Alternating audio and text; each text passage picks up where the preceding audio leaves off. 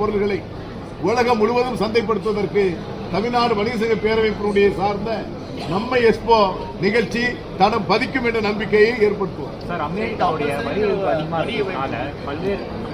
வரி விதிப்பு அதிகமாக இருக்கிறதுனால பல்வேறு சங்கங்கள் வந்து அமெரிக்கா பொருட்களை விற்க மாட்டோம்னு சொல்லியிருக்காங்க. நீங்க நாங்கள் தமிழ்நாடு வணிகர்களுடைய பேரமைப்பு அமெரிக்கா பொருட்களை விற்பனை செய்ய மாட்டோம் என்பதை ஆட்சி மன்ற குழு கூட்டம் வருகின்ற ஒரு வாரத்தில் நடக்க இருக்கிறது.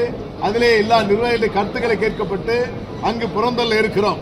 இதற்கு பொதுமக்கள் உண்மையிலேயே இந்திய தேசப்பற்று உள்ளவர்கள், நாட்டுப்பற்று உள்ளவர்கள் கட்டாயமாக ஒரு சபதம் ஏற்றுக்கொள்ளுங்கள். எத்தனை ஆன்லைன் வரட்டும், எத்தனை கார்பரேட் கம்பெனிகள் வரட்டும், உள்ளூர் வணிகர்களை பாதுகாப்போம் என்ற சபதத்தை மேற்கொள்ளுங்கள். அமெரிக்கா பொருட்களை வாங்க மாட்டோம் என்ற சபதம் பொதுமக்கள் ஏற்படுத்த வேண்டும். அந்த நிலையை தமிழ்நாடு வணிக சங்க பேரமைப்பு உருவாக்கும். மனு என்ன கொடுத்திருக்கீங்களா? அயல்நாட்டு பொருட்கள் வாங்கக்கூடாது. அதாவது இதுவரை நாங்கள் அகில இந்திய அளவில் அனைத்து மாநிலத்தோடு இணைந்திருக்கிற அமைப்பு எங்களுடைய அமைப்பு.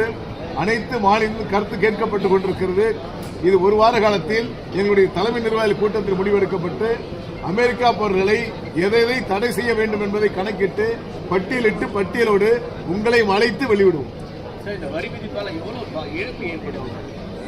வரி விதிப்பு என்பது இழப்பு என்பது ஒரு பக்கம் இருந்தாலும் கூட வரி விதிப்பு குறைந்ததுக்கு ஒரு மகிழ்ச்சியை நன்றி தெரிவித்துக் கொள்கிறோம்.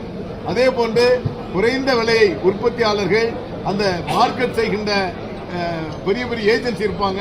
இவர்கள் எல்லாம் 10% ஜிஎஸ்டி வரி குறைந்திருக்கிறது சொன்னால் 10% விலை குறைத்து மக்களுக்கு அந்த பொருள் கிடைக்கக்கூடிய வகையில் ஏற்படுத்த வேண்டும் என்ற மனுவை மத்திய அமைச்சருக்கும் பல்வேறு துறையினுடைய நிறுவனத்திற்கும் நாங்கள் அனுப்பியிருக்கிறோம். அதே போன்று அரசு சட்ட விதிகளை அமல்படுத்துகின்ற பொழுது ஜிஎஸ்டியில சிறு பாதிப்புகள் இருந்தாலும் கூட அரசு துறை அதிகாரிகள் பயங்காட்டி லட்சக்கணக்கான அவதாரம் என்ற போர்வையிலே பயம் காட்டிக் கொண்டிருக்கிறார்கள். ஆக வியாபாரிகளை பொறுத்தவரையிலே பயம் இல்லாமல் வரி கட்டப்பட வேண்டும், அந்த உத்தியை ஏற்படுத்த வேண்டும் என்பதை தமிழ்நாடு வணிக பேரவைப்பு வலியுறுத்தியிருக்கிறது.